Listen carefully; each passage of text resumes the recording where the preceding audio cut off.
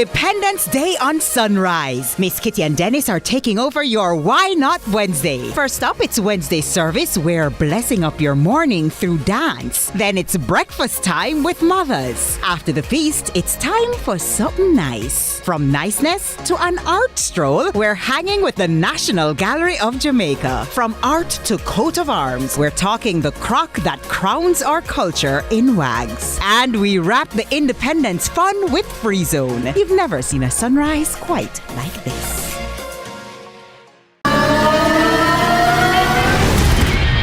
The Independence Grand Gala takes center stage on Independence Day, Wednesday, August 6th.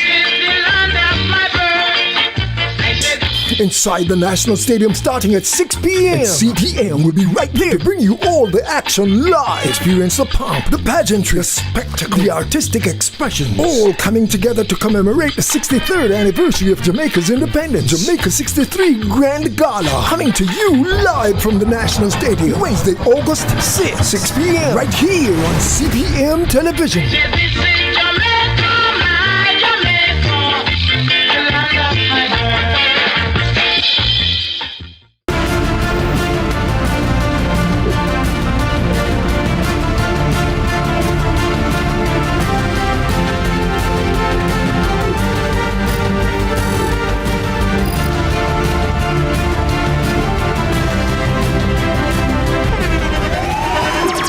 The internationally acclaimed On Stage with Winford Williams. At a new time, Saturdays at 8 p.m. on CVM TV. So much more than entertainment.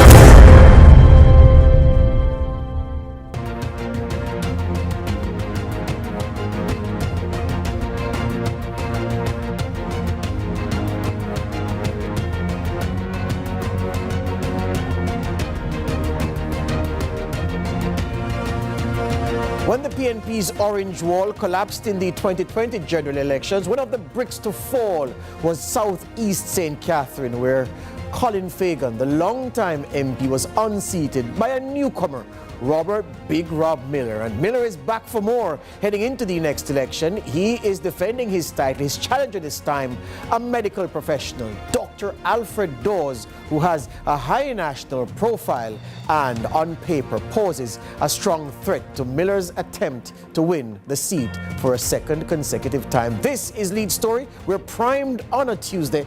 Let's start the show.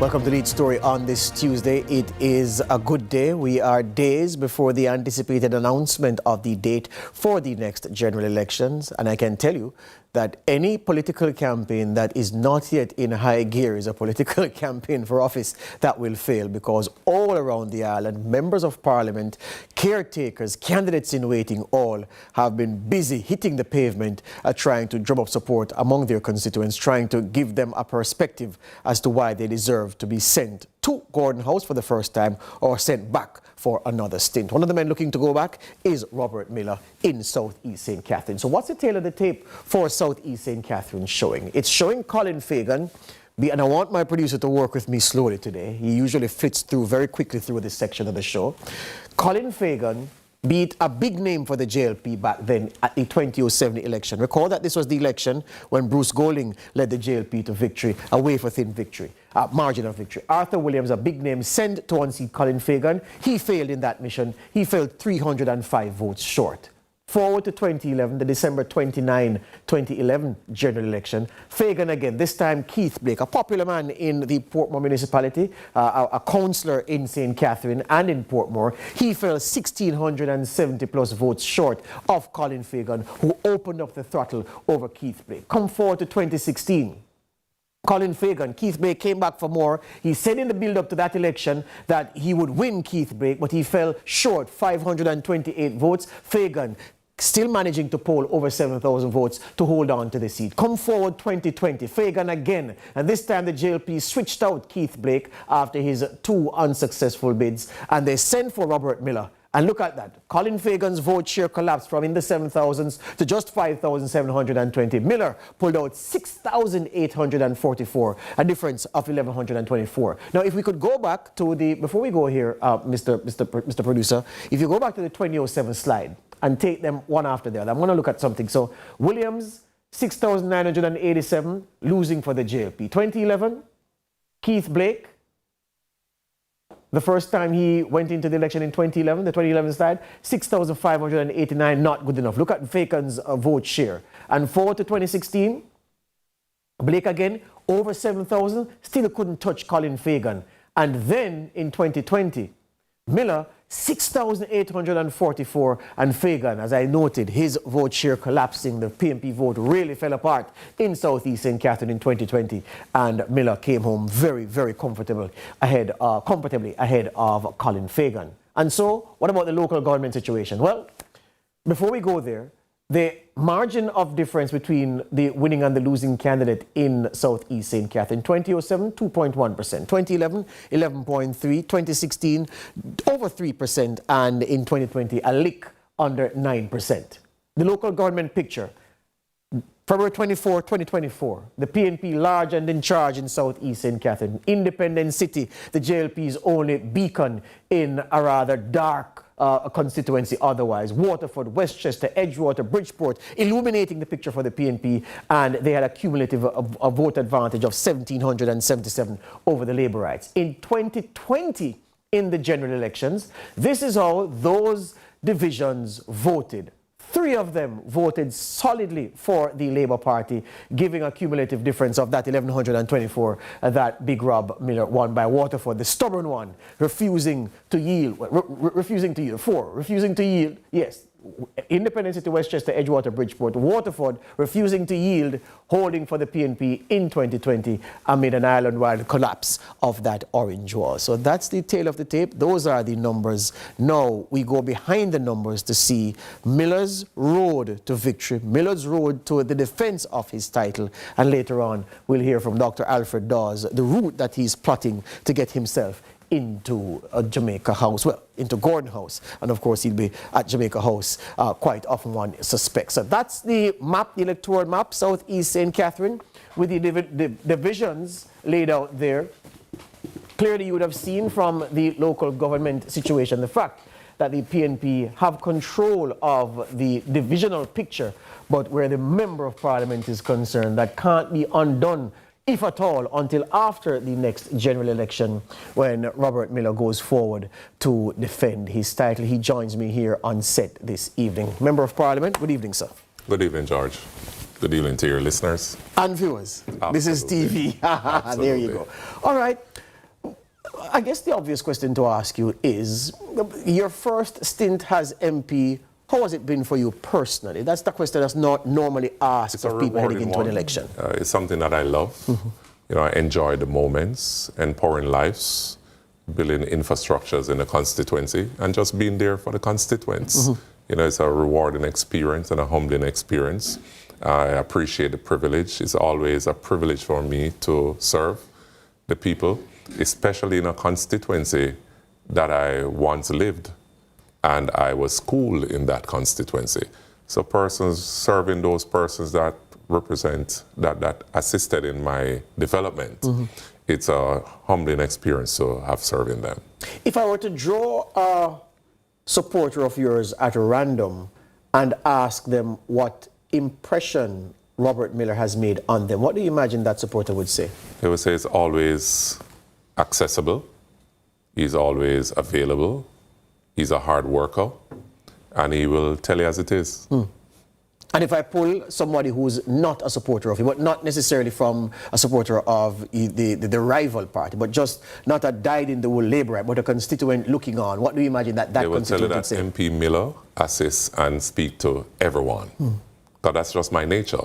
My office is not just for my supporters, but my office is for the citizens of Southeast St. Catherine. I'm an MP for all. So I'm there for everyone. I'm accessible.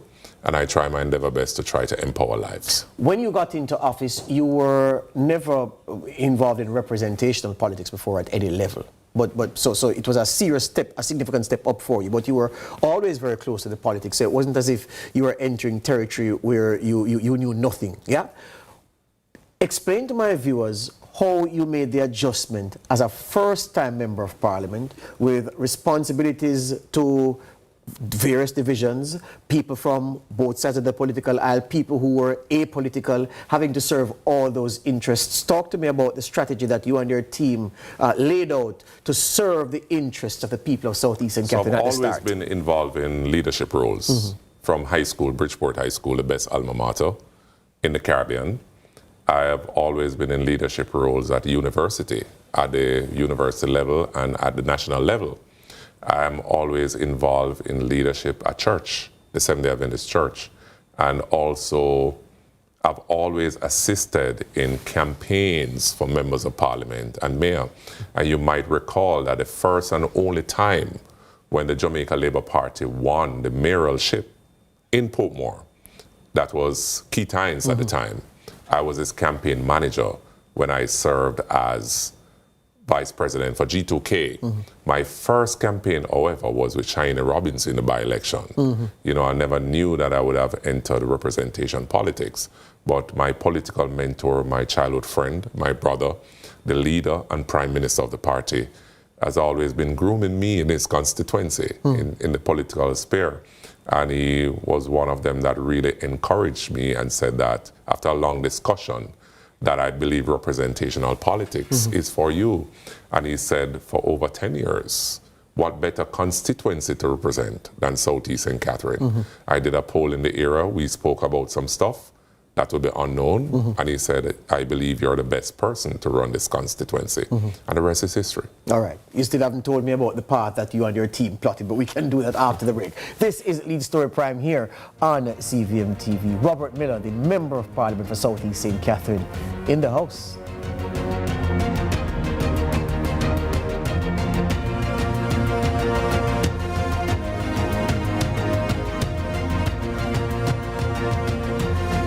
Style, strength, smarts. Meet Jetor, the SUV that's changing the game in Jamaica. It's family first, tech smart, and road ready for all your adventures. Voice activation? Check. Next level safety? Absolutely. Trust? Built in. Jetor is here and it's ready for every journey. Call 888-4JETOR and visit our showrooms island-wide today.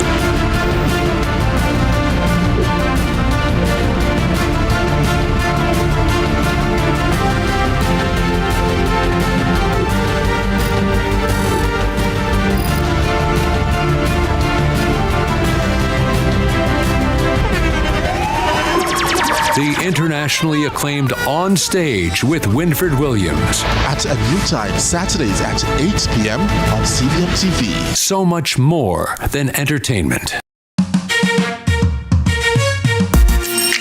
Hey everybody, I'm Yendi, and this is Odyssey with Yendi. In this space, we connect with some of your favorite people as they share their journeys. Here we have some unfiltered conversations as we deep dive into their inspirations, motivations, and experiences to inspire our own life journey.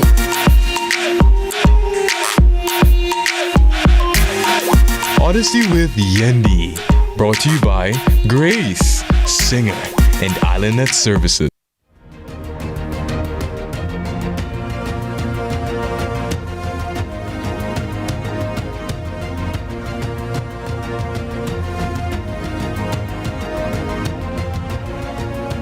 Back with us on Lead Story Prime here on CVM TV on this Tuesday, looking at the race in Southeast St. Catherine. We'll be keenly watched on election night to see if Robert Miller can win for a second consecutive general election, or if the medic, Dr. Alfred Dawes, can get in for his first stint. Miller's background, yes, MP for St. Catherine, Southeast St. Catherine in 2020. Before that, he served Senior Advisor, Ministry of Industry and Commerce, a similar role at the Ministry of Education. Before that, he was an advisor at the Education Ministry, so he has experience at that level serving the country in those advisory roles. La Sierra University was where he did his master's degree and his first degree at Northern Caribbean University, NCU, the pride of Central Jamaica. So I want you to answer that question for me, Robert Miller, to just give those people who don't know you well enough, answer for them. How is it that a young man with the experience that you have, with the education that you had,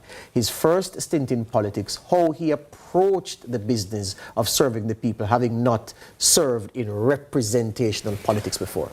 So the truth is, working around the most honorable Prime Minister, I would have had a first-hand experience, but it's not the same as when you're elected as a representative. I would have geared myself, and it has to be something that you love, right? You have to love people, you have to love empowering lives, you have to love building infrastructure and placing stuff better than where you saw it. So in the constituency of Southeast St. Catherine, it was not hard for me.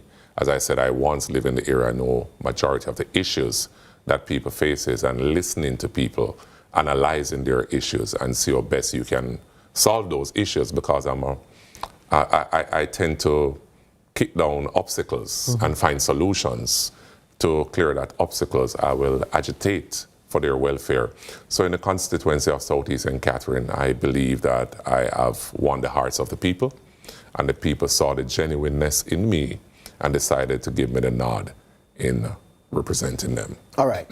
Your report card, because that is what the JLP says it is campaigning on its list of achievements. Your party leader has said that he will be instructing all of you to hold up that report card when you go to constituents to say, well, this is what I've done, give me another term and I'll do even more. What is on your report card as recommendations for you to get a second term? So my report card is clear, it's there. There are certain things in the constituency that I cannot do because the jurisdiction of the local authority. And we'll talk about road infrastructure first. I've done over 100 roads in the constituency since I'm elected member of parliament, although I'm responsible for just 3, which is Dawkins Boulevard, Passage Fort Drive, and George Lee Boulevard, because those 3 are gazetted. But when you look at Merkel Way, when you look at Penway, when you look at Robinson Close, when you look at Pomore Gardens, those areas not been resurfaced for over 40 years. When you look at the Bridgeport Business Complex, the Waterford Business Complex, over 50 years. And the REACH program, the Sparks program, couple blocks in Garvey-Mead, the Legacy program, Portsmouth Community, for example, and Westmead. I just completed around 15 roads in Bridgeport alone, division, where the REACH program would have done those roads. Anderson, that has never been done in a while. Guts, that have never been done in a while. When you talk about transportation, and as you know, that the school bus system will be rolled out soon in Southeast St. Catherine as well. because we won't be left behind. We have lobbied to the administration for the 7 and the 7A that runs directly to Waterford, back to Halfway Tree, and to downtown Kingston. Before it was Halfway Tree, downtown Kingston, to Waterford. Sometime when the buses are full, they will disperse the persons at the top of Waterford. They would have to walk down to Waterford, then to Christian Penn. When the bus is coming back from Christian Penn, majority of the time it's full, and they don't traverse into Waterford. So I lobbied the administration, and we brought back the 7 and the 7A. When we talk about infrastructure work, the Resilience Park is a main idea. And I just want to touch a point in terms of our road infrastructure. Majority of our roads are private, and 3 are gazetted, as I said. That's why I'm for the administration push in a one entity for all roads, because at the end of the day, voters don't business with who is responsible for this road. And also, when you talk about Hartrust NT, there's a perfect plan in our constituency. We would have encouraged persons with the abolishment of the administrative fees and stuff like those, would have sent persons there. Stick up in before you go further with the heart, because I want to get the idea clear of private roads, because some of your constituents may still not be clear on what you mean by a road is private. All right, so when a road is private, that means it's not turned over to the municipal council. So are you saying that it is the developer who developed the complex who Absolutely. actually... Oh. And they would have to turn it over to the municipal council. And then when it's gazetted, it's turned over to NWA. Yes. But I'm for the one shop for all roads in Jamaica. So no private, no parochial, just one... Because, and then there's a strata in my constituency, which is Westport. We have no jurisdiction over strata. But I, through the REACH program, I'm going to do some work and the mitigation that I got in terms of road surfacing in December from the Prime Minister. I'm going to do a couple blocks in the Westport area. So you seem to be, based on what you are reading from your report card, strong on infrastructure, especially where roads are concerned. Is there a water problem in Southeast St. Catherine? There is not necessarily a water problem right now. We have low scheduling, sometimes none, because there's a Maya program that is taking place. What's that? The Maya program is detecting leaks and ensure that the leaks are fixed and ensuring that we change the meters that are there in the constituency now. However, the constituency suffers from what is known as a sewage issue. And the sewage, there's a lot of sewage collapse, but immediately when those sewage collapse are there, we would fix them, but we need a total overhaul of the sewage system in the constituency. You would realize that those pipes are aged. They're over 50 years, and majority of them are asbestos. So we try our endeavor best to ensure that we agitate for the citizens to ensure that we change the entire surface, and that is on the agenda. When you talk about the stoplights, you know, the municipal council assisted as well. I would not say that they did not. Yes. But that is something that I lobbied for right at Pomore Heart Academy. There has been many accidents over the years. Currently, there's a stoplight there now. That is something that I have written about. It's currently there now. We have widened the roads to give filter roads, to give ease in that section. And also there's a stoplight that is being installed currently at the Independence City area, right in front of Caymanas Park. And those that's going to get a stoplight finally? It's up already. And yes, just to be turned on. It's just to be commissioned currently now. We have been working in the constituency. We have been doing the work, you know, in terms of the Jam World. You know, we have done some work in Jam World with the Ministry of Culture, Entertainment and Sports. We have had Sting there a year before last December. And we're going to revamp the entire Jam World to turn it into a 24-hour entertainment zone. So all right. So infrastructure, big, and you're working on Jam World. You mentioned something about heart. What is it that you've not done? There's a lot of stuff that I've not done that I'd want to do. Like what? I'd want to solve this sewage issue once and for all. It's a nuisance to the citizen. I want to relocate the Waterford Health Center. We have outgrown the space, and the persons must be served in dignity and comfort. That is something that is high on my agenda. I have a plan to develop Port Henderson Road, affectionately called Back Road. Yes. You know, talk to me about that plan, because I've heard you on this, and I've said to myself, well, the goods and the services that are traded on back road are not, how do we say it, are not, it's an illegal trade. Yeah, because it all depends what goods and services you're referring to. Well, all right, the flesh side of the business. You mean the fish at Jolly's? Not the fish at Jolly's, or the fish at Andre's or the Old Larousse, not the fish.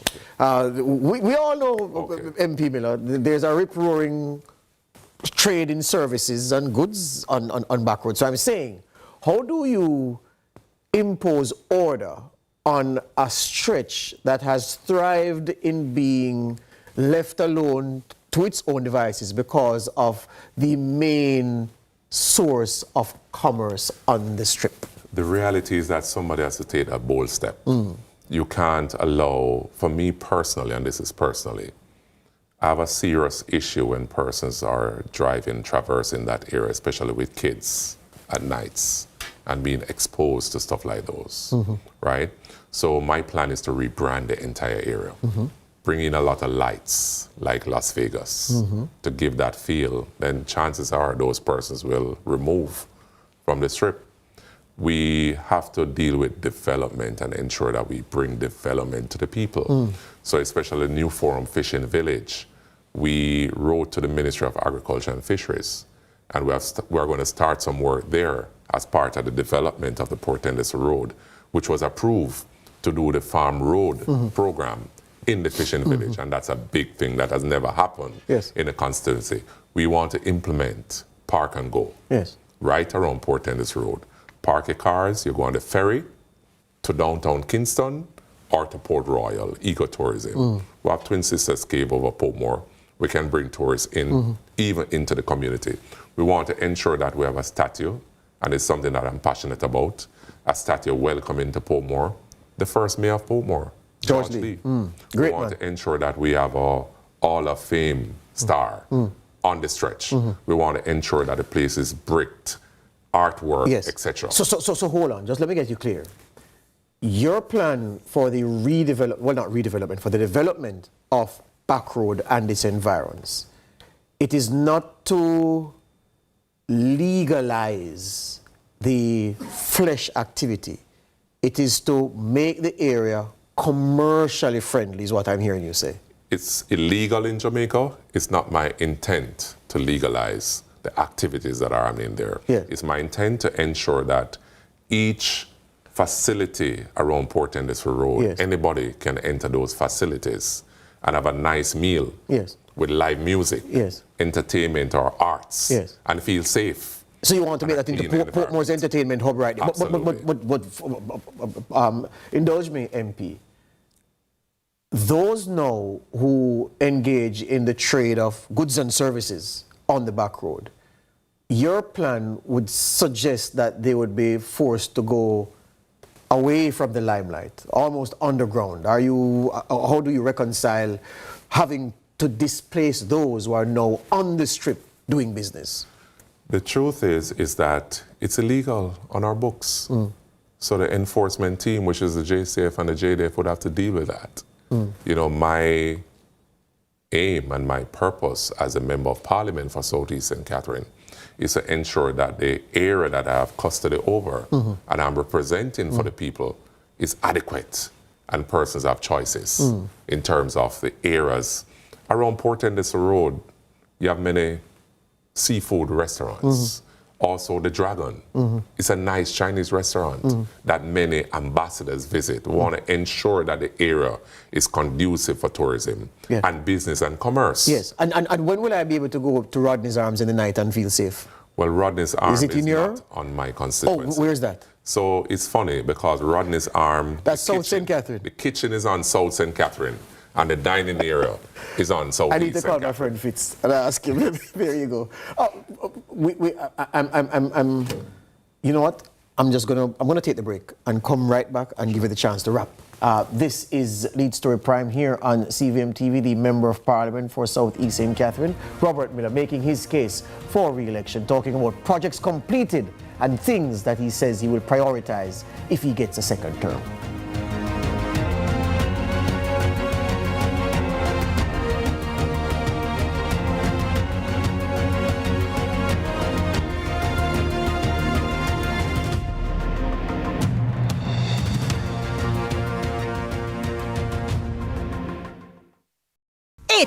Independence Day on Sunrise. Miss Kitty and Dennis are taking over your Why Not Wednesday. First up, it's Wednesday service. We're blessing up your morning through dance. Then it's breakfast time with mothers. After the feast, it's time for something nice. From niceness to an art stroll, we're hanging with the National Gallery of Jamaica. From art to coat of arms, we're talking the crock that crowns our culture in wags. And we wrap the Independence fun with Free Zone. You've never seen a sunrise quite like this.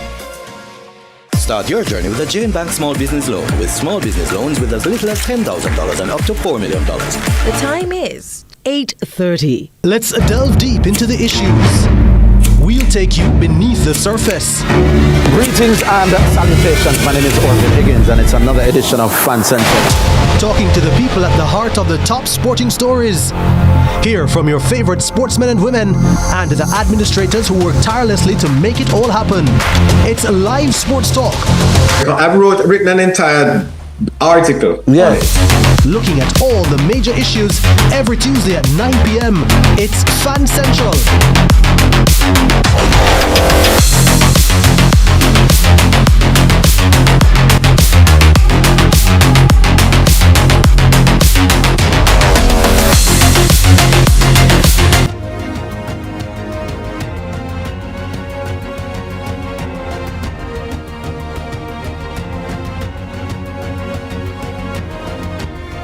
Back with us here on Lead Story on CVM TV, speaking with the Member of Parliament for South East St. Catherine, Robert Miller. Your opponent, what's the state of the relationship on a personal level between yourself and Dr. Alfred Dawes? We have a very good relationship. We have a cordial relationship. He's not somebody I would call and say, let us go and have dinner. But we have a very respectable relationship. The threat posed by him, what? The what? The threat posed by him to your continued occupation of the chair as Member of Parliament for South East St. Catherine. Serious threat or baby scheme, as they say in the streets? Well, I've never taken an opponent lightly. The reality is that I've shown what I can do. I've shown the work that I've done. And I'm very confident that I'll be victorious. I'm not complacent. So I'm putting things in place to ensure that I will be victorious when the election is called. No need to appeal to Labour Party supporters, and we know that die-hard PNP supporters are likely to vote a certain way. The other voters in Portmore, in that part of Portmore, St. Catherine, South East St. Catherine, who are looking and still yet to make up their mind. I wanted to speak to them this evening. Why should they give you that endorsement come election day? I'm speaking to all the citizens of South East St. Catherine. You know me. You assisted in my development in this constituency. I have done my part. I have been present in your lives. I have been tried, tested, and proven. And there's a lot more that needs to be done in South East St. Catherine. I have been there for you through the thick and thin. I have been present at all sittings of the House of Parliament, agitating and lobbying for your welfare. Now is your time to be present. Now is your time to choose South East St. Catherine. Now is your time to choose Robert Big Rob Miller. Now is your time to choose the Jamaica Labour Party. As together, we will continue to build our communities, and we will continue to build a better South East St. Catherine. Thank you, sir. In your own words. Thank you very much, sir. All the best to you. Thanks for having me. Excellent. Robert Miller, the Member of Parliament for South East St. Catherine. Well, his political opponent is Dr. Alfred Dawes, and he will join me here this evening. So, in case you came in late, who is Dr. Alfred Dawes? He was the Senior Medical Officer at the Savannah Lamar Hospital. 2015, he was President of the Jamaica Medical Doctors Association, General Consultant at the Clarendon Medical Center, Senior Registrar, General Surgeon at the Spanish Town Hospital in St. Catherine. And the name Dawes is synonymous with medicine because his father was an outstanding man, Dr. Winston Dawes, a man of sport as well, and a man who distinguished himself as a medic and as a sportsman, a sports administrator of outstanding, of repute let's put it that way. And Dr. Alfred Dawes follows in those footsteps. He will join me here, MBBS at the UWI, and his, DM surgery from the same institution. And he's playing for all the marbles on election night when the on election day when the polls are open. And he says he is confident that when the ballots are counted on election night, that his name will have the most votes beside it. Just give me back that graphic again, Mr. Producer, showing the parties and their historic performance in Southeast St. Catherine over time. See, 62, 70, well, the JLP have won 3 contested elections. Recall, of course, 83, the PNP boycotted when Michael Manley refused to contest the election on what he said was a highly flawed voters list. So 3 victories for the JLP in contested elections. 1983 was a walkover. Apart from that, though, it's been all PNP in Southeast St. Catherine, which is why at the top of the show I said when the PNP's orange wall collapsed on election night in 2020, Southeast St. Catherine was one of those bricks that fell as well. And you get the sense that there are some seats, if they stand up, then the party will hold up, and the PNP couldn't hold up if Southeast St. Catherine fell. So, of course, you see the responsibility on Dr. Alfred Dawes' shoulders to help the PNP return to Jamaica House. Good evening, sir. Good evening, how are you? I'm good. And good evening to all the viewers and those online. All right, good. Tell my viewers, Dr. Dawes, what is it that you can do for them that is outside of the capacity of the current Member of Parliament? Well, you know, it's hard to compare without checking on the Member of Parliament's report card what I will be doing that's different. But the truth is that what I bring to the table is more of a community-centered approach to representation, meaning that I've spent the last 2.5 years building personal relationships with the community members, the area leaders, the block leaders, and I understand their concerns. And what I'm going to do is to strive to listen to what they are saying, what their needs are, not what I want to impose on them. I am also going to focus my efforts on using the CDF to make the close lives, the close neighborhood, the proximities of the different houses and streets and communities a little bit better, rather than focusing on just the mega projects, as is the case with this government. And to put that in context, we're seeing where we have a $4 billion park that is being done by the national government in Portmore. But then you have a lot of smaller parks that are now the playing ground for thieves and persons who are, you know, idling. Up to no good. Up to no good. Cars there, overgrown shrubbery. And the truth is that this segregation between council, councillor, and MP needs to end. And what we believe in is a join-up government where the councillor's allocation, the MP's allocation is pooled together. So whether it is a parochial road, a private road, or a gazetted road, that road needs to be fixed, it's going to be fixed. If it's a park that needs to be fixed, to be upgraded, that is what's going to be done. And should we form the government, which I'm confident that we would, one of the priorities we would have is that we would want to upgrade all of those parks into green spaces to make them accessible to the families, to have picnics for people to go out and just clear their head, because you want to make this urban jungle dormitory community designation of Portmore be a thing of the past. It has to be more of a suburban space, you know, dog parks, jogging trails, even exercise equipment built for the outdoors. You see that a lot in South America, Cuba, and so on. We want to bring that there. Communities that are active, who show some ownership for their common spaces. Those are the type of communities that you see in the blue zones, where people are happier, they live longer, their health indices are better because they manage their stress better. The family unit can't be just one person or a single parent going to Kingston to work and coming back over with their child. It has to be the neighbor, the friends, the cousins, and everyone has to consider themselves as a family unit, just like the good old days. It takes a village to raise a child. So it is that community-oriented development that I want to bring to Portmore, you know, in the former Southeast. And, then you look at the different non-geographic constituents, your elderly. We need to have better, what are their needs apart from companionship? Healthcare. Yeah. Healthcare is big. Waterford Health Center, I mentioned that. We want to go even further. One of the things that we have, and I'm giving away one of the manifesto items, is that we want to have our community health committees, where the community associations, the CDCs, they include in their mandates looking after those vulnerable in their respective communities, the elderly. And with that, we want to have nurses going out there to make sure that people are screened, people are taking the medication if they're not going to the clinics. Then the clinic comes to them with the screening and then ensuring that they're good. There are a lot of social determinants of health. People are trying to figure out whether they're going to pay their light bill or fill a prescription. The MP can assist with that. Yes. These are some of the ways in which we can look out for the individuals and the families within the community. Then you look at the youth. I don't have to wait until I am the MP to start doing some work.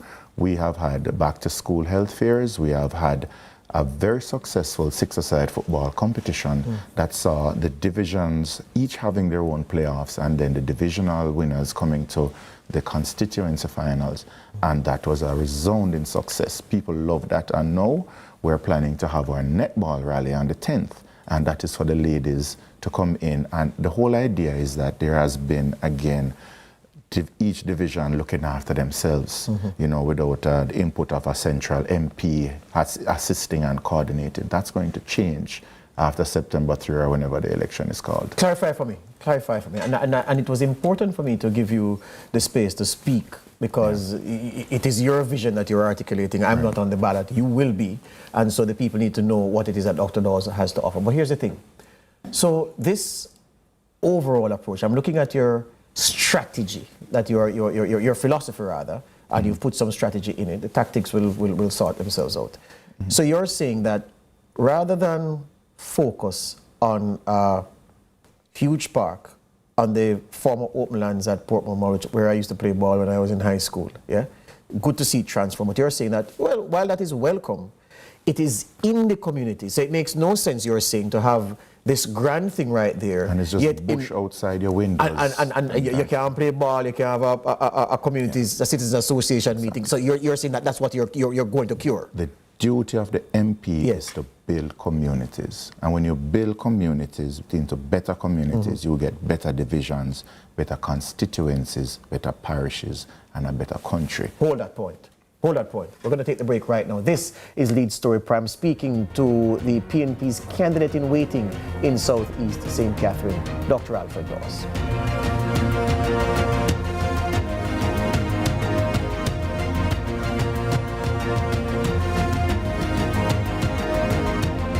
I thought we were going on a vacation. But it's more like 3 vacations in one. Franklin D Resort and Spa welcomes you to a gem in Runaway Bay, where you'll experience a truly authentic Jamaican escape. And yes, everything's included, from spacious 1 to 4 bedroom suites to your very own vacation nanny, from check-in to check-out. Jamaican owned with service that smiles. Call us now for rates. Franklin D Resort and Spa. Easy to get to, easier to love. It's Independence Day on Sunrise. Miss Kitty and Dennis are taking over your Why Not Wednesday. First up, it's Wednesday service. We're blessing up your morning through dance. Then it's breakfast time with mothers. After the feast, it's time for something nice. From niceness to an art stroll, we're hanging with the National Gallery of Jamaica. From art to coat of arms, we're talking the crock that crowns our culture in wags. And we wrap the Independence fun with Free Zone. You've never seen a sunrise quite like this.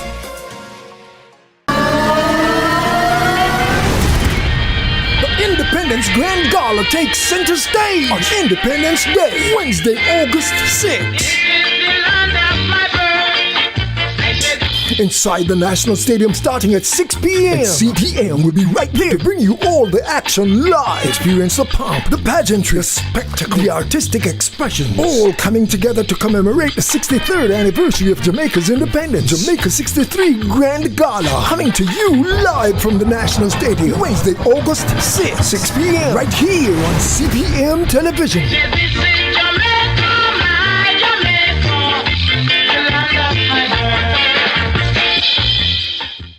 Protecting Jamaica's borders is a key priority for the Jamaica Customs Agency. The JCA will remain vigilant and resolute in effectively fulfilling this mandate. The time, brought to you by the Jamaica Customs Agency, is 8:45.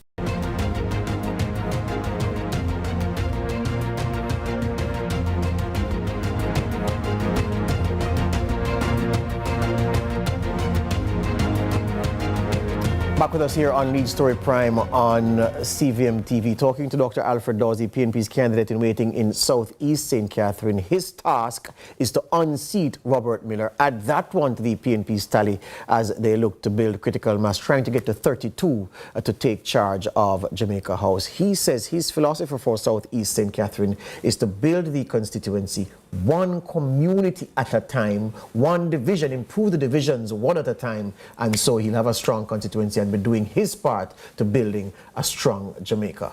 So, Dr. Dawes, this approach that you have, from the community level, you say that this is what you say your approach is to listen to your constituents. So I imagine then that this vision you have, it was informed, was seeded by what the constituents have told you that they'd like their MP to do. Yes, and I can't help but bring it up. There is a massive water problem in Southeast St. Catherine. I disagree with Robert. The calls are coming in daily. There is an issue.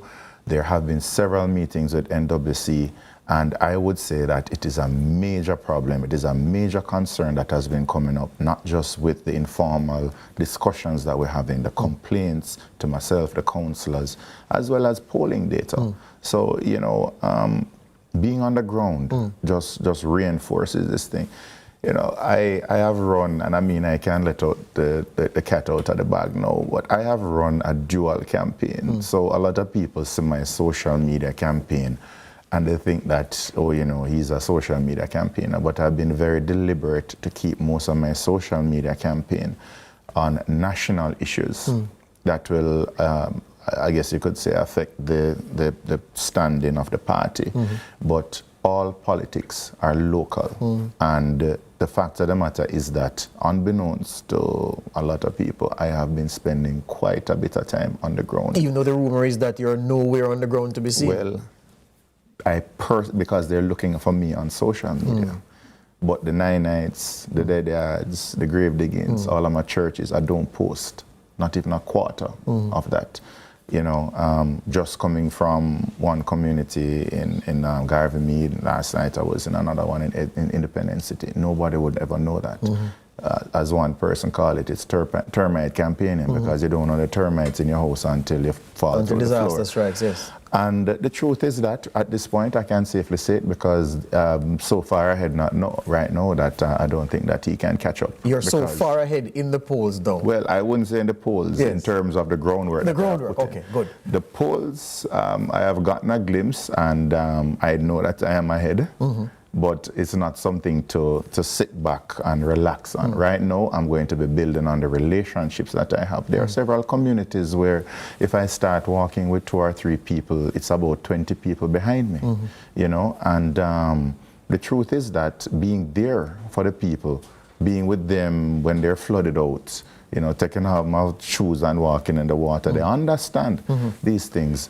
When you have someone who is going to show you the ice box with the insulin medication and ask you for some assistance to buy a fridge because they don't want the medication to spoil, and you understand that, those people go and talk. They're not going to post about it, and it's not going to get to your ears. But the fact of the matter is that the people who see me all the time, they understand that I am there with them. When you say Southeast St. Catherine has a water problem, zero in on it for me, because here's the thing. Many constituencies in which there are water problems, it stems from they don't have the water infrastructure. So there's no pipe, and then there's no tap. The thing we call, we turn on the pipe. No, you don't turn on the pipe, you turn on the tap, but leave that for another time. They don't have the pipe, and they don't have the tap in their house. I can't imagine that that's the case in Southeast St. Catherine. So what's the nature of the water problem they have? The pipes are there. There's just no water. Because of rationing or because of just no supply? There has been a plethora of different reasons. The NWC has probably been the agency that has been called to most of the community meetings, to discuss the sewage. Yes, we understand that there's an aging infrastructure with the clay pipes collapsing and so on. But beyond that, even with the newer pipes that are in place, the lift stations go down because they don't have redundancy with the pumps. So there's a sewage problem, but we know the issue with the sewage problem. With the water problem, we can't say, because you'll hear that, the distribution thing, there's an issue over there, there's an issue there, but the problem is that people can't take a shower. They have to be bathing in bath pans. Right now, I just got a message before I came on when the discussion was being taken place. I was taking place here about no issues with water. Somebody said it's 8 o'clock and they still don't have water in the pipes, and this is ridiculous. The MP himself had to give out a lot of black tanks, because of how pressing the issue is. And a lot of people are coming to me and asking if I'm going to be giving out black tanks as well. I don't have that privilege. Yeah. But as Audrey Marks would attest. But the fact of the matter is that people just don't have water in the pipes. Yeah. We have developed a lot, we have expanded a lot with the same infrastructure. And NWC, and I mean, it's such an issue that at one point there was some discussion about getting a lawyer involved. But the people are that fed up. So those are the questions that need to be answered, and we plan to confront them head on. On the point of confrontation, what's the beef with Dr. Chris Tufton, the health minister? There's no beef. I feel passionately about health. I've served at various levels, from a junior doctor stage to I was, president advocating for the rights of patients and doctors against PNP at the time, as many people like to remind me. I was the head of Sab Hospital, and the fact of the matter is that if you look at the individual experiences of users of the healthcare sector, if you look at the workers of the healthcare sector's experience, and you look at the indices that are being reported internationally, the maternal mortality rate, the infant mortality rate, the neonatal mortality rate, those are all going up. If you look at the life expectancy, that is going down. And what has been said repeatedly is that it is just a massive cover-up and PR. And the truth is that a lot could have been done, but was not done because of the approach that was taken, where it was a marketing centric approach towards healthcare. And I mean, it's not a beef that's personal. I mean, I used to hang out with Chris, and we used to be pretty good friends, but he doesn't listen. Oh? And the health minister doesn't listen? Well, I mean, when advice is and I'm not saying that I'm an expert, but I listen. And when people tell you that, for example, you see all of the appeals, every time somebody needs surgery or somebody's in an accident, there's an appeal on social media for blood. And then you hear that Jamaicans don't like to give blood. But then when you hear from the people on the ground how difficult it is to give blood, all you need to do is have more blood collection centers, rather than saying go to this specific hospital between the hours of this time and that time. And it is such an inconvenience, and there's so much friction. As a marketer, he should know that behavioral change means that you should have the shortest, easiest path to the new behavior. Do you believe that the manner in which you approached and executed your concern about that drill, that it served to blot your copybook? Boy, a lot of people told me not to talk about the drill. But the fact of the matter is that I knew I had my evidence, and a lot of the evidence that I have, I still keep close to my chest. A lot of the investigations that are taking place now is not ready for public. But you would agree, though, Dr. Dawes, that... But so when they came after me, and they came after my integrity, and I mean, even you, George, you said some things that you ought to No, but hold on. You see, today... and maybe you will be asked to take back. No, hold on. Today is the day for you, I'm not interfering with your articulating your message to your constituents. But hold on. you would agree that evidence that you hold to your chest is not evidence. But I have presented clearly the evidence, and I presented the invoices, I presented the price comparisons, I have pointed in the direction of the way in which the process was sabotaged, meaning that internal costing, and I can't share now that the initial internal costing was near $12 million, and then it went up to $32 million, and then by chance the bid came in at $31.4 million, and it had just enough redundant parts, it had just enough attachments split up when it should have been bought as a set and priced in such a way to get you to that 31.5. So it is highly suspicious, and my lawyer says that it speaks to, or one may allege that there may have been a compromise of the process. But I'll leave it at that. But when they start to attack my integrity, that is when I have built my career on my integrity. When I say something, I research it and I make sure that it is because I'm out of time. I have to give you the last couple seconds. Speak to the constituents. Tell them why the only choice is Dr. Alfred Dawes on election night. I am new and different. I bring no baggage to politics. I have no preconceptions of how a politician should behave. You have seen me around for the last 2 years or so. You understand that whereas you may see me on TV and in a suit and tie, I am still the same one who is going to be sitting down on the sidewalk beside you, or I'm going to be in church, I'm going to be attending the graduation. So I understand what it is that you're feeling, what it is you're going through. I understand what it is you require of leadership, and I am committed to developing your communities, to taking care of your elderly, to giving your children hope, and to make sure that your surroundings are one that you want to go home to after a long day. Yeah, speaking on behalf of himself and speaking well, Dr. Alfred Dawes, the PNP's candidate in waiting in Southeast St. Catherine. He has a big job on his hands come election day. That's for Lead Story Prime. I make way for Orville Higgins with Fan Central.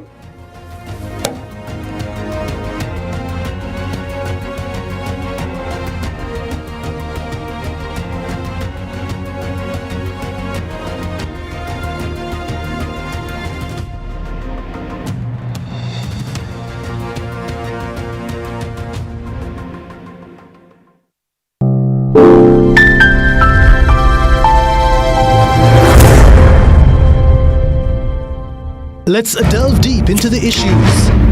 We'll take you beneath the surface. Greetings and salutations. My name is Orville Higgins, and it's another edition of Fan Central. Talking to the people at the heart of the top sporting stories. Hear from your favorite sportsmen and women and the administrators who work tirelessly to make it all happen. It's live sports talk. I've written an entire article. Looking at all the major issues every Tuesday at 9 p.m. It's Fan Central.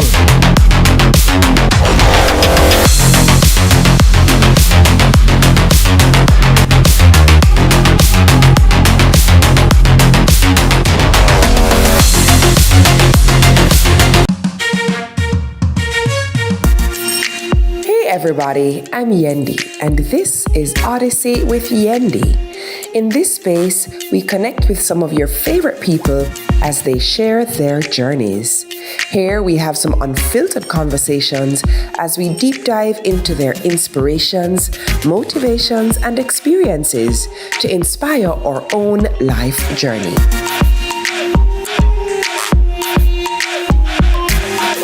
Odyssey with Yendi, brought to you by Grace, Singer, and Island Services. Independence Grand Gala takes center stage on Independence Day, Wednesday, August 6th. Inside the National Stadium starting at 6 p.m. And CVM will be right there to bring you all the action live. Experience the pomp, the pageantry, the spectacle, the artistic expressions, all coming together to commemorate the 63rd anniversary of Jamaica's independence. Jamaica 63 Grand Gala, coming to you live from the National Stadium, Wednesday, August 6th, 6 p.m. right here on CVM Television.